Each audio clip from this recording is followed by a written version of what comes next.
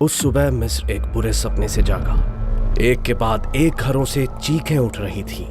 सैनिक दरवाजे तोड़ रहे थे और जबरदस्ती माओं की गोद से बच्चों को छीन रहे थे। कृपया उसे मत छुओ, वो केवल एक दिन का है। माएं गिड़गिड़ा रही थी और रो रही थी, लेकिन किसी ने एक ना सुनी। पिता असहाय थे और भाई भयभीत थे। ये एक नरसंहार था, एक नरसंहार जिसका आदेश फिरौन ने दिया था। ये ईमान वाले मजलूम लोगों के नवजात लड़के थे। उनके अभी तक नाम भी नहीं रखे गए थे। एक माँ अपने बच्चे को अपनी बाहों में थामे कांप रही थी। उसे डर था कि उसकी बारी भी आएगी, लेकिन अल्लाह उस बच्चे को इस अफरा तफरी से सबसे अनापेक्षित तरीके से बचाएगा और मिस्र के भविष्य को आकार देगा। किस चीज ने फिरौन को ये अकल्पनीय निर्दयी आदेश देने पर मजबूर किया? वो उन बच्चों से इतना क्यों डरता था जो अभी चल भी नहीं सकते थे? एक दुस्वप्न। उसने सोचा कि उसने एक जाल बिछाया है, लेकिन अल्लाह की अपनी एक योजना थी जो हर किसी की कल्पना से परे थी। और इस तरह मूसा और फिरौन के बीच संघर्ष शुरू होता है। ये इतिहास की सबसे एपिक स्टोरीज में से एक है। एक ऐसे नबी की कहानी जिसे दुनिया के आधे से अधिक लोगों ने स्वीकार किया, लेकिन इस्लाम में उनकी कहानी अन्य धर्मों में बताई गई कहानी से अलग है। आज हम उनके जीवन की घटनाओं को कुरान और बाइबल के दृष्टिकोण से देखेंगे और उनकी समानता और भिन्नताओं की तुलना करेंगे।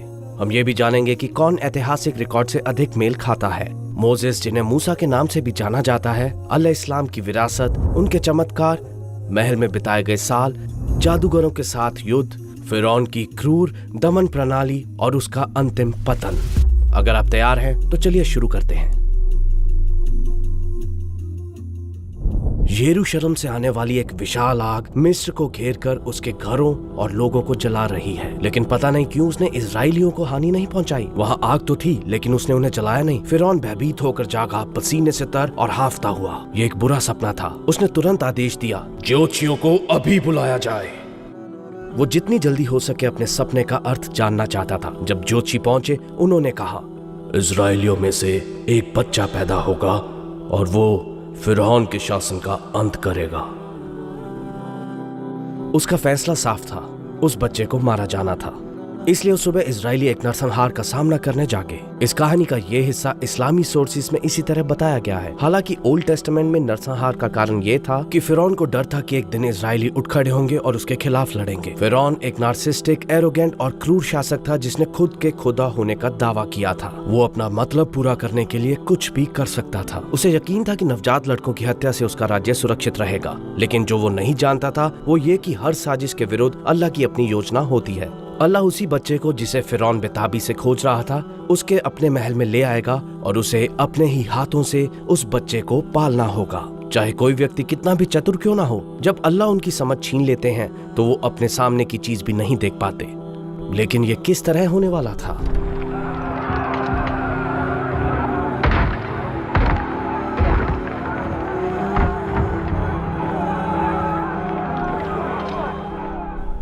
योकेबेद, मूसा की माँ, इस बात से अनजान थी कि क्या किया जाए। डर के मारे दुआ मांग रही थी और अल्लाह ने डिवाइन इंस्पिरेशन के साथ उनकी मदद की। हमने मूसा की माँ को प्रेरित किया कि इसे दूध पिला, फिर जब तुझे उसकी जान का खतरा हो तो उसे दरिया में डाल दे और कुछ खौफ और गम न कर। हम इसे तेरे ही पास वापस ले आएंगे और इसे पैगंबरों में शामिल करेंगे। कल्पना कीजिए, क्या आप अपने बच्चे को एक टोकरी में रखकर नदी में डाल सकते हैं? बाहर से एक बड़ा जोखिम लग रहा था, लेकिन जो खबर उसे अल्लाह ने दी थी उससे उसके दिल को सुकून मिला। उसने उस पर भरोसा किया और अपने बच्चे को टोकरी में रखकर नदी में डाल दिया। उसने अपनी बेटी मरियम को भी उसके पीछे पीछे जाने और दूर से देखने के लिए भेजा। और अल्लाह, जो हर एक लहर को एक मकसद के साथ चलाते हैं, उसे नदी के जरिए फिरौन के महल तक ले गया। और जिसने उसे पाया वो कोई और नहीं बल्कि फिरौन की अपनी बीवी आसिया थी। आसिया के कभी कोई बच्चा नहीं हुआ था। जब उसने इस सुंदर बच्चे को टोकरी में देखा तो उसका दिल एक अनोखे तरीके से धड़कने लगा। उसने फिरौन से कहा, यह बच्चा मेरे और आपके लिए खुशी का स्रोत है, इसे मत मारो। शायद ये हमारे लिए उपयोगी हो सकता है या हम उसे अपना बेटा बना सकते हैं। वो नहीं जानते थे कि आगे क्या होने वाला है। हालांकि ओल्ड टेस्टामेंट की बुक ऑफ एक्सोडस के अनुसार ये फिरौन की पत्नी नहीं थी जिसने बच्चे को पाया, बल्कि उसकी बेटी थी। तो फिरौन बच्चे को रखने के लिए सहमत हो गया, लेकिन एक समस्या थी। बच्चा रो रहा था और उसे दूध पिलाने की जरूरत थी, लेकिन चाहे कितनी भी महिलाएं लाई गयी, उसने किसी से भी दूध पीने से इनकार कर दिया। तब उसकी बहन, जो छुप कर देख रही थी, आगे आई और बोली, क्या मैं आपको एक परिवार का पता बताऊं जो उसकी देखभाल करेगा? फिर वो उसके पीछे पीछे मूसा की माँ के पास पहुंचे तो एक बार फिर उसने अपने बच्चे को दूध पिलाया। वो दोबारा अपने बेटे से मिल गई।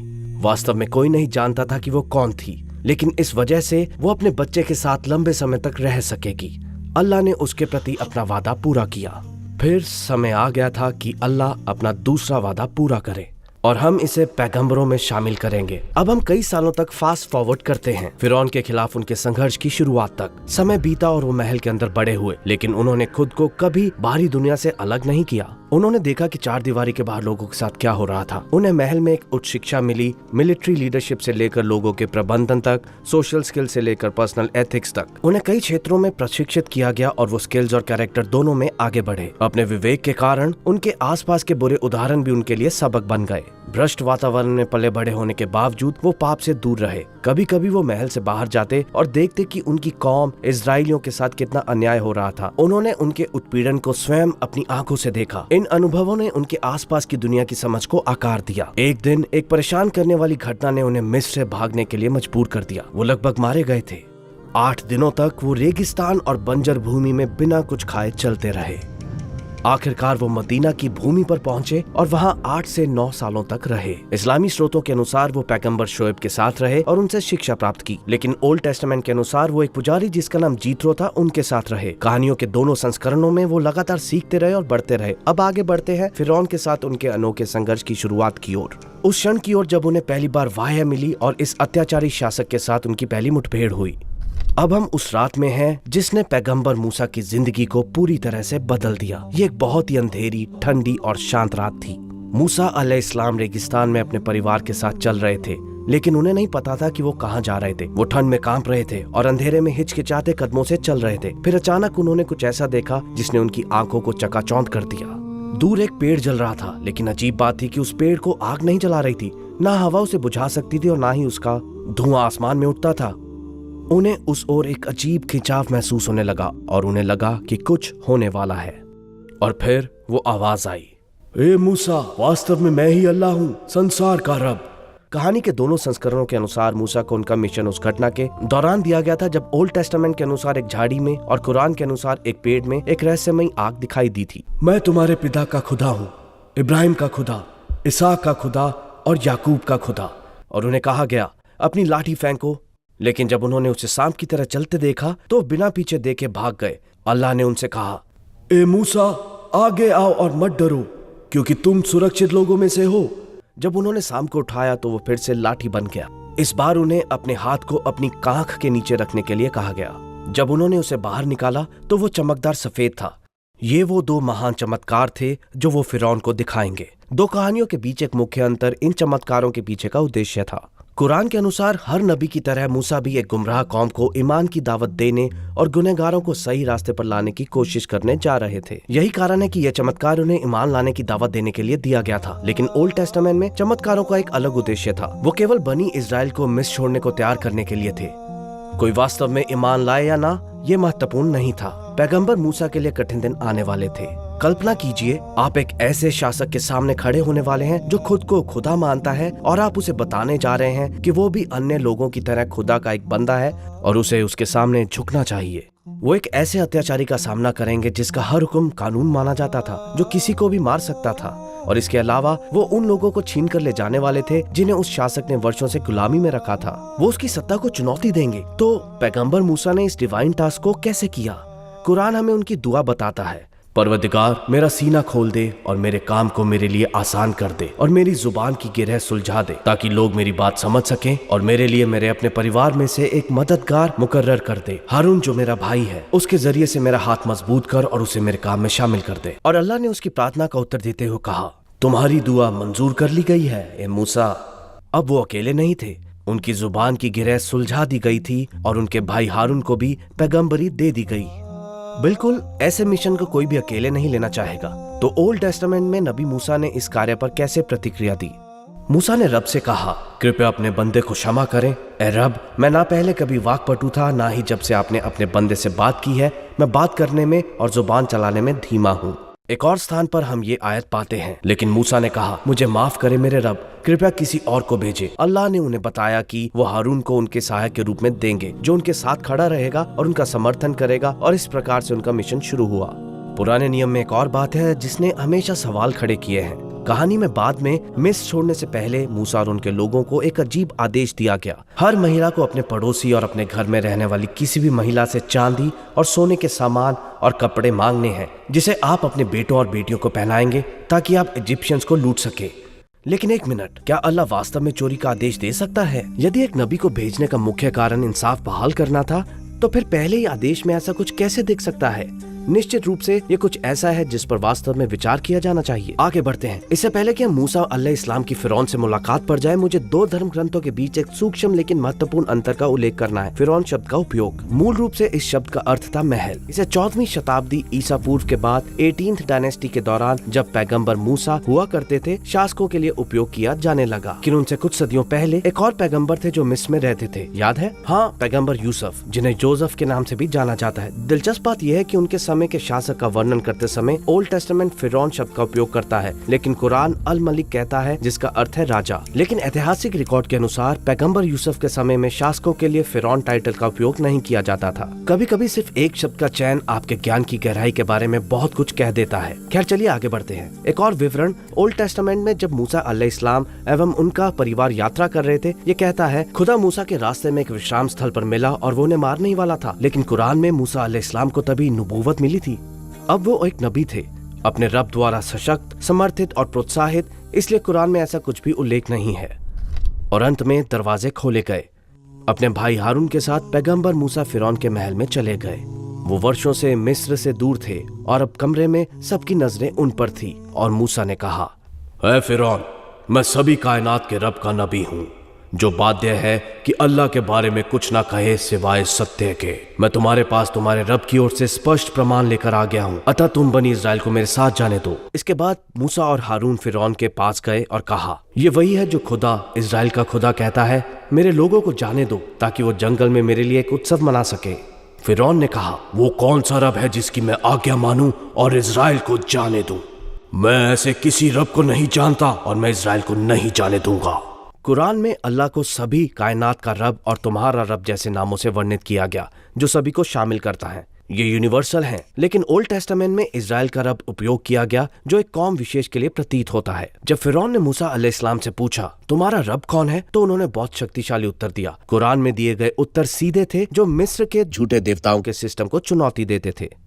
फिर उनके संदेश को साबित करने का क्षण आया। उन्होंने अपनी लाठी जमीन पर फेंकी और अचानक वो एक विशाल सांप में बदल गई। महल में लोग डर के मारे ठहर गए। उनकी आंखें खुली की खुली रह गईं। फिर उन्होंने अपना हाथ अपनी कमीज में डाला और जब उसे बाहर निकाला तो वो चमक रहा था, शुद्ध सफेद जैसे एक चमकती हुई रोशनी। उस समय जादू ही वो चीज थी जो लोगों को सबसे अधिक आकर्षित करती थी, इसलिए जब उन्होंने ऐसे चमत्कार देखे तो वो सभी चकित रह गए। हालांकि फिरौन के पास असाधारण तेज बुद्धि और लोगों को प्रभावित करने की मजबूत क्षमता थी। उसे ये अच्छी तरह से पता था कि भीड़ को कैसे प्रभावित करना है, इसलिए उसने ध्यान भटकाने के लिए कुछ बातें करनी शुरू कर दी। हमने तुम्हें अपने बीच वर्षों तक पाला और अब तुम नाशुक्रे हो रहे हो। और फिर उसने अप्रासंगिक रूप से पूछा, पिछली पीढ़ियों का क्या? वो राष्ट्रीय गर्व को उभारने की कोशिश कर रहा था। उसे पता था कि लोग आसानी से स्वीकार नहीं करेंगे कि उनके पूर्वज गलत हो सकते हैं, लेकिन मूसा अलैहिस्सलाम ने इसे तुरंत समझ लिया। उन्होंने उत्तर दिया, उसका ज्ञान मेरे रब के पास एक किताब में दर्ज है। मेरा रब गलती नहीं करता और ना ही भूलता है। उन्होंने वहीं पर विषय को समाप्त कर दिया, लेकिन फिरौन नहीं रुका। उसने मूसा का मजाक उड़ाया और उन्हें पागल कहा। जब उसने चमत्कार देखे तो कहा, वो वास्तव में एक कुशल जादूगर है और भीड़ को गुमराह करने की कोशिश कर रहा है। फिर उसने अपने प्रमुखों की ओर मुड़कर उन्हें उकसाना जारी रखा। वो अपने जादू से तुम्हें तुम्हारी भूमि से बाहर निकालना चाहता है। आप क्या सुझाव देते हैं कि हम क्या करें? लेकिन वास्तव में मूसा अलैहिस्सलाम केवल इजराइल के बच्चों को मिस्र से बाहर ले जाना चाहते थे। उनका मिस्रियों को उनकी अपनी भूमि से निकालने का कोई इरादा नहीं था। हालांकि ओल्ड टेस्टामेंट इस पहली मुलाकात में मूसा अलैहिस्सलाम के चमत्कारों या फिरौन की चालों का उल्लेख नहीं करता है, लेकिन ये उसकी एक चालाकी का वर्णन करता है जो इजरायलियों के काम के बोझ को और बढ़ाना था, और अगर वो इसे संभालने में असफल होते तो वो उन्हें यातना देने वाला था। उसकी योजना थी कि वो ये मान ले कि मूसा ने उनके जीवन में केवल समस्याएं बढ़ाने का काम किया है। फिरौन के शब्द जादू की तरह थे। वो एक सच्चा भ्रमजाल रचने वाला था। केवल कुछ शब्दों से वो पूरी बातचीत को उलट सकता था और लोगों को वो सब कुछ मानने पर मजबूर कर सकता था जो वो चाहता था। लेकिन फिर भी महल पहले से ही हिल चुका था।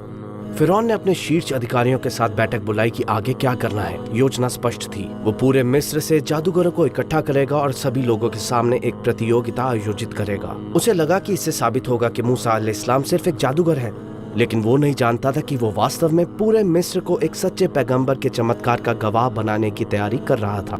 जल्द ही पूरा देश संदेश सुनेगा और अपनी आंखों से प्रमाण देखेगा। उसने मूसा से बैठक के लिए एक दिन तय करने को कहा। पैगंबर चतुर थे। उन्होंने कहा, आपकी बैठक सौंदर्य दिवस को है, जिसका अर्थ है त्योहार के दिन, और लोगों को मध्य सुबह इकट्ठा होने दे। हालांकि ओल्ड टेस्टामेंट में ऐसी किसी राष्ट्रव्यापी प्रतियोगिता का उल्लेख नहीं है। जादूगरों के साथ उनका मुकाबला महल के अंदर होता है। लेकिन कुरान की शब्दावली में कुछ बहुत दिलचस्प बात है।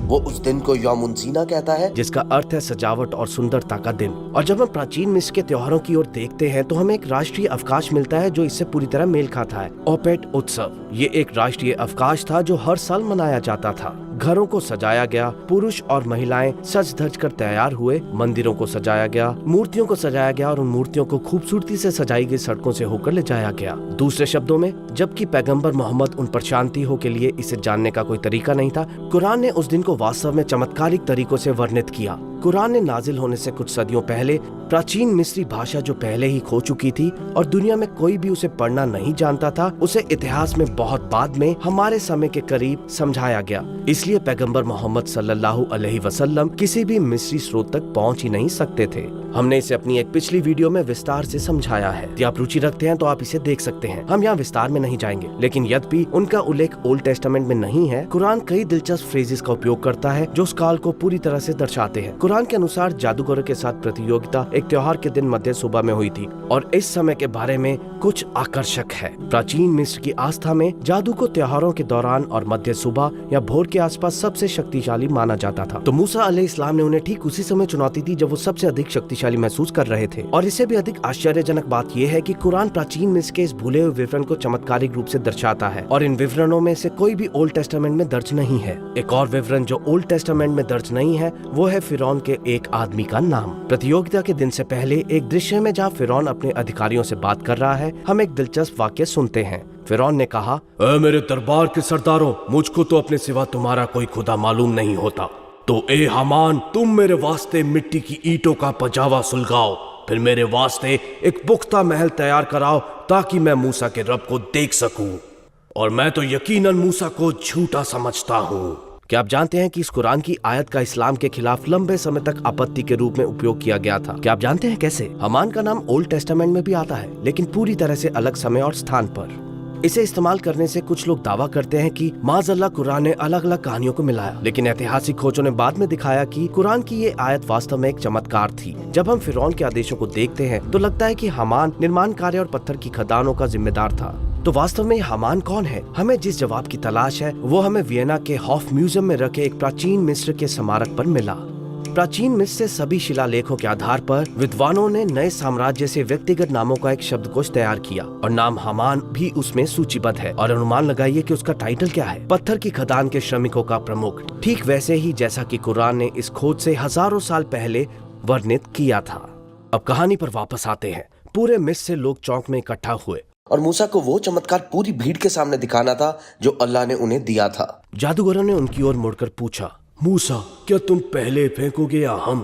मूसा ने जवाब दिया, नहीं, तुम पहले फेंको। और अचानक उनकी रस्सियां और डंडे उनके जादू से उन्हें ऐसे प्रतीत हुए कि मानो वो सांपों की तरह चल रहे हों। पैगंबर मूसा के दिल में डर आ गया, लेकिन अल्लाह उनके साथ था। हमने कहा, डरो मत, वास्तव में तुम ही श्रेष्ठ हो, और डाल दे जो तेरे दाहिने हाथ में है। जो कुछ उन्होंने रचा है वो उसे निकल जाएगा। जो कुछ उन्होंने रचा है वो तो बस जादूगर का स्वांग है, और जादूगर सफल नहीं होता चाहे वो जैसे भी आए। मूसा ने अपनी छड़ी को जमीन पर फेंक दिया।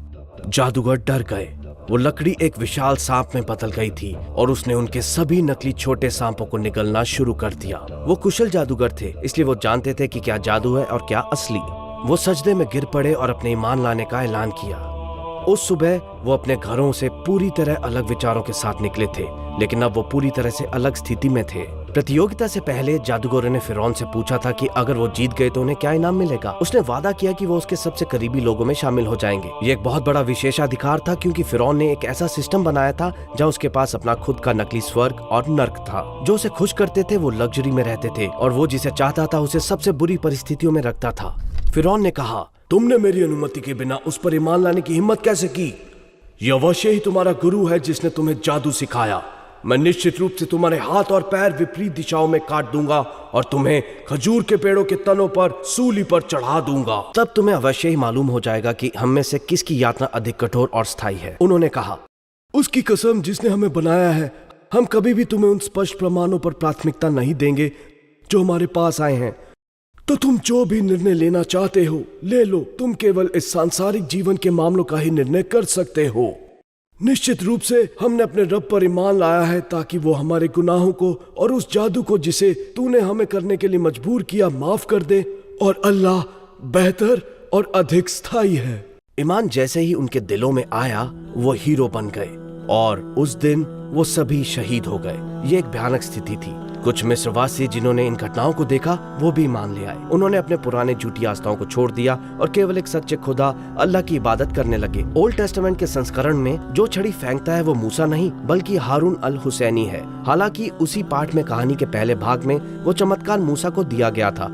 ऐसा लगता है कि यहाँ पात्रों के बीच कुछ भ्रम है। ओल्ड टेस्टामेंट में अन्य स्पष्ट अंतर ये है कि घटना सार्वजनिक नहीं है और जादूगरों के ईमान लाने का कोई उल्लेख नहीं है। इसके अलावा ओल्ड टेस्टामेंट में लोगों के अनंत जीवन को बचाने पर फोकस नहीं है। यह अधिकतर बनी इस्राएल के अस्थायी सांसारिक जीवन को बचाने पर केंद्रित है। उस दिन के बाद फिरौन और भी अधिक क्रूर हो गया। उसने इस्राएलियों को और कठिन परिस्थितियों में काम करने के लिए मजबूर करके फिर से उनकी माओ से नवजात लड़कों को ले लिया। उसने कहानी के दोनों संस्करणों में वो हासिल किया जो वो चाहता था। इस्राएल के बच्चों ने पैगंबर मूसा से शिकायत की। उन्होंने कहा कि हम तेरे आने से पहले भी सताए जाते थे और अब तेरे आने पर भी सताए जा रहे हैं। लेकिन इन दोनों कहानियों में उनका उत्तर अलग अलग है।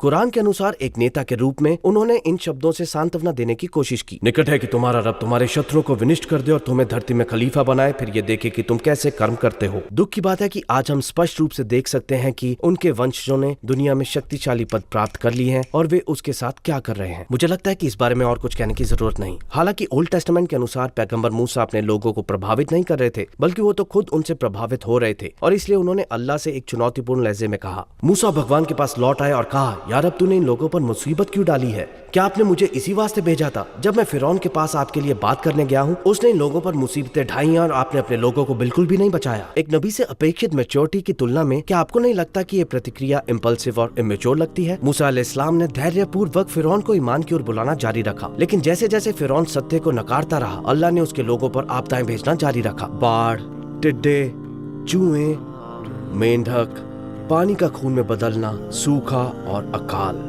यहाँ तक कि आज भी हम उन आपदाओं को एक लिखित रिकॉर्ड में देख सकते हैं जो उस समय के एक इजिप्शियन ने दर्ज की थी। ये एक दस्तावेज है जिसे आइप्यूवर पपायरस कहा जाता है जो नीदरलैंड के राष्ट्रीय संग्रहालय में रखा गया है। आइए इसे देखें। इसकी कुछ पंक्तियां वास्तव में चौंकाने वाली हैं। वास्तव में नदी खून है फिर भी लोग इसे पीते हैं। इंसान इंसानों से दूर भागते हैं और पानी के लिए तरसते हैं। मतलब हर कोई दूसरों से दूर रहता है और वो पानी के लिए बेताब है।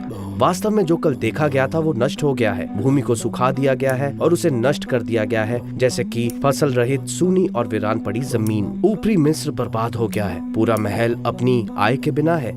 जो इसके अधिकार में है, गेहूं और जौ, हंस और मछली, सभी जानवर उनके दिल रोते हैं, मवेशी कराहते हैं। सचमुच अनाज हर तरफ नष्ट हो गया है। 9 दिनों तक महल से बाहर निकलने का कोई रास्ता नहीं था और कोई भी अपने साथी का चेहरा नहीं देख सकता था। भूमि बिना प्रकाश के है। पेस्टिलेंस, जिसका अर्थ है प्लेग, पूरे देश में फैली हुई है। लेकिन इन परीक्षाओं में से कोई भी फिरौन या उसके लोगों को उनके तरीके बदलने के लिए मजबूर नहीं कर सका। मिस्र छोड़ने का समय आ गया था। अल्लाह के हुक्म से पैगंबर मूसा ने इस्राएलियों को इकट्ठा किया और रात के समय उन्हें गुप्त रूप से शहर से बाहर ले गए। जब सुबह हुई तो फिरौन को एहसास हुआ कि वो जा चुके हैं। कोई भी निशान नहीं बचा था, इसलिए उसे पता चल गया कि वो भाग गए हैं। उसने जल्दी से अपनी सेना को इकट्ठा किया और उनके पीछे चला गया। 2 दिन बाद वो समुद्र तक पहुंच गए। उन्हें नहीं पता था कि क्या करना है और फिर क्षितिज पर उन्होंने एक सेना को आते देखा। फिरौन और उसके सैनिकों को भीड़ में डर फैल गया। हम फंस गए हैं मूसा, वो चिल्लाए। उनके सामने एक समुद्र था जो सेना जितना खतरनाक था और उनके पीछे एक सेना थी जो समुद्र जितनी अंतहीन थी। वो पूरी तरह से घिरे हुए थे।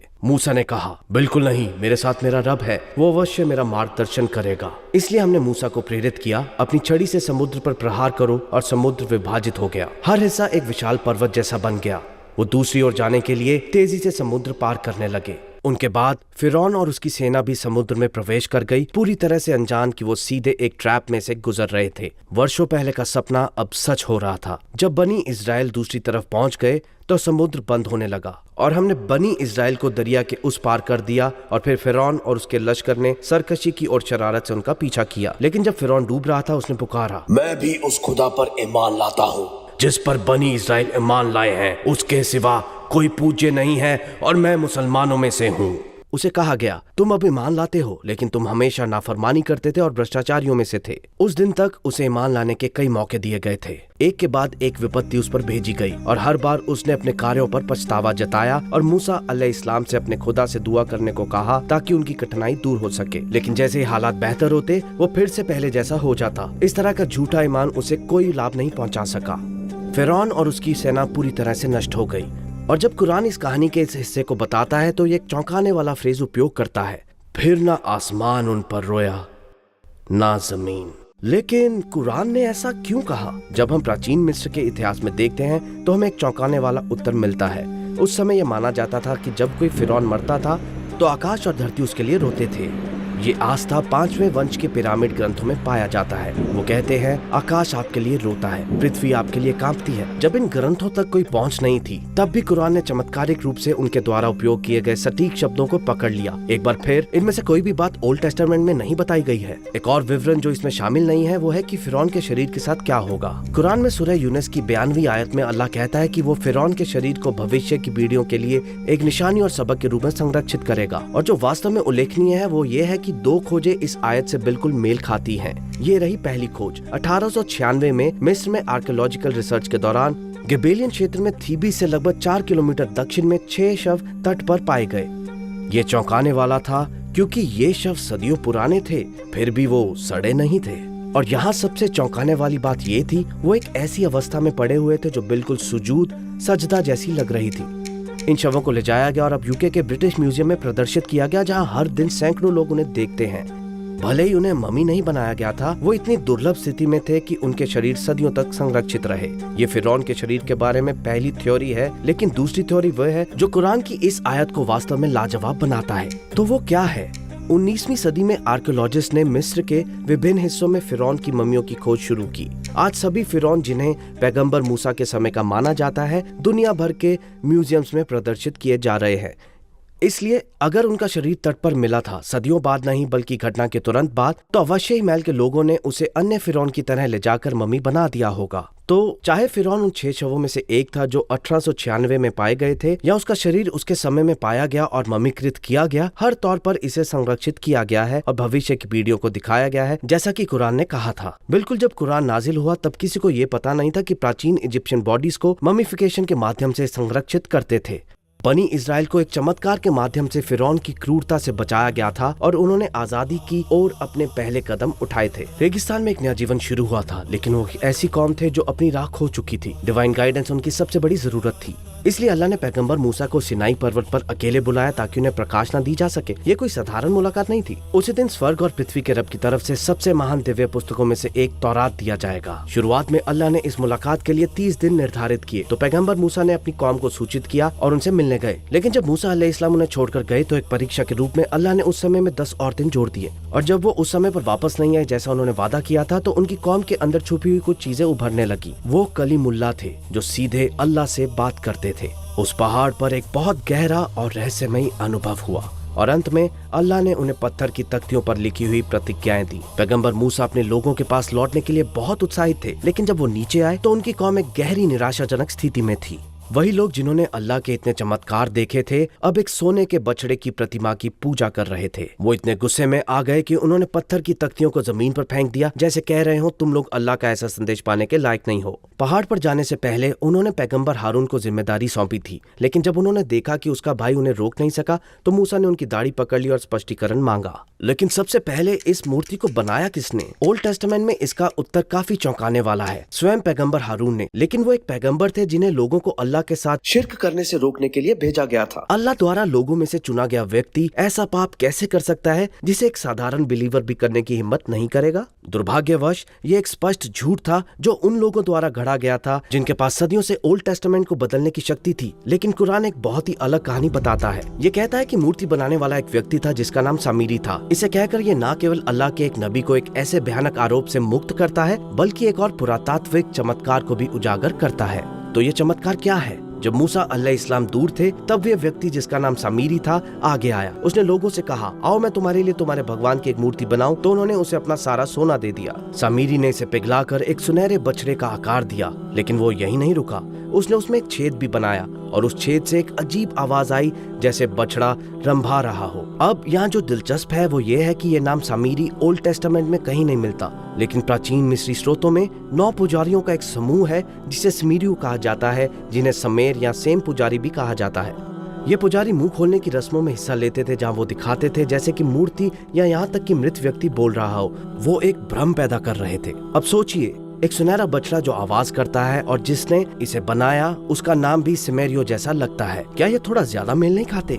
मूसा अलैहिस्सलाम के प्रयासों से बनी इजराइल सही रास्ते पर लौट आए, लेकिन ये पहली बार नहीं था जब वो उनके प्रति कृतज्ञ थे और ये आखिरी बार भी नहीं होगा। वो 40 साल के लंबे अरसे तक रेगिस्तान में भटकते रहे। कई बार ऐसा हुआ जब उन्होंने मूसा अलैहिस्सलाम से अल्लाह के आदेश सुने, उन्होंने उनसे कहा, क्या आप हमारा मजाक उड़ा रहे हैं? अन्य समयों में अल्लाह उनके लिए आकाश से सबसे कीमती भोजन भेजता, लेकिन वो फिर भी ये कहते हुए शिकायत करते कि क्या हमें हर दिन यही खाना होगा, हमें कुछ और चाहिए। एक समय ऐसा आया जब अल्लाह ने उनका सामना कुछ अत्याचारी लोगों से कराया और उनसे लड़ने को कहा, लेकिन उन्होंने अपनी नबी से कहा, आप और आपका रब जाकर लड़े, हम यहीं बैठेंगे। वो हमारे रब भी नहीं कह सके, उन्होंने कहा आपका रब। उनकी नाफरमानी इस हद तक पहुंच गई थी कि पैगंबर मूसा ने अल्लाह से कहा, मेरे रब, मेरा केवल अपने और अपने भाई पर अधिकार है। इजराइलियों का सपना और उनका अंतिम लक्ष्य यरूशलेम की भूमि तक पहुंचना और उसे अपना घर बनाना था। यह पैगंबर मूसा के सबसे बड़े सपनों में से एक था। उन्होंने अपनी पूरी जिंदगी उस भूमि के लिए गहरे प्रेम के साथ बिताई, लेकिन अपने लोगों की लगातार नाफरमानियों और कायरता के कारण वो अपने जीवन भर के सपने को पूरा किए बिना ही चल बसे। ये दिल तोड़ने वाला था, एक ऐसा दर्द जिसे शब्दों में बयां करना मुश्किल था। हालांकि हमने कहानी का केवल एक छोटा हिस्सा ही कवर किया है। एक बात अब तक स्पष्ट हो जानी चाहिए, ओल्ड टेस्टामेंट के संस्करण को बदल दिया गया है, भ्रष्ट कर दिया गया है और इसमें ऐसे क्लेम्स और एट्रीब्यूट शामिल हैं जो अल्लाह या उनके पैगंबरों के लिए कभी उपयुक्त नहीं होंगे। क्या अल्लाह वास्तव में चोरी का आदेश देगा? क्या कोई नबी कभी अल्लाह के खिलाफ बगावत करेगा, उसे गलत कहेगा? क्या कोई नबी सोने की मूर्ति बनाएगा और लोगों को उसकी पूजा करने के लिए बुलाएगा? और अब देखिए कि कुरान हमें इसके बजाय क्या देता है, चमत्कारों की एक श्रृंखला जो बिना किसी संदेह के साबित करती है कि ये वास्तव में अल्लाह के शब्द हैं। अब तक हमने जो भी बातें की हैं उसके बारे में सोचे। ऐसे में जबकि ओल्ड टेस्टामेंट हर इजिप्टियन रूलर को फिरौन कहता है, कुरान प्रत्येक रूलर के लिए उस समय के अनुसार सही टाइटल का उपयोग करता है। कुरान सजावट और सुंदरता का दिन फ्रेज का उपयोग करता है और ये उस समय प्राचीन मिस्र में मनाए जाने वाले एक वास्तविक त्योहार से पूरी तरह मेल खाता है। यह हामान का उल्लेख ठीक उसी प्रकार की भूमिका में करता है जो इतिहास में थी, पत्थर की खदानों और निर्माण कार्य का प्रबंधन। ये मिस्र में एक के बाद एक आपदाओं के बारे में बताता है। फिर ना आसमान उन पर रोया ना जमीन वाली आयत प्राचीन मिस्री आस्थाओं का स्पष्ट संदर्भ देती है। ये कहती है कि फिरौन का शरीर संरक्षित रहेगा। सामीरी का नाम लेकर कुरान उस समय के एक पुजारी समूह की ओर इशारा करता है। 7 चमत्कार उस समय की एक स्पष्ट और विस्तृत तस्वीर पेश करके अल्लाह ने हमें दिखाया कि वो हर एक चीज जानता है जो हुई।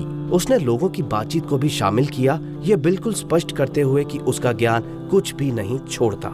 इसमें सब कुछ शामिल है। तो इन सभी स्पष्ट प्रमाणों के बाद अगर कोई अभी भी सच्चाई से आंखें फेरने का चुनाव करता है तो वो उस फिरौन से कैसे अलग हो सकता है जिसके बारे में हमने अभी बात की। तो इस कहानी में हम कहाँ खड़े हैं? क्या हम उन जादूगरों की तरह हैं जिन्होंने सत्य देखते ही समर्पण कर दिया था, या फिर हम फिरौन की तरह हैं जिसने इसे अपनी आंखों के सामने होते हुए भी नकार दिया?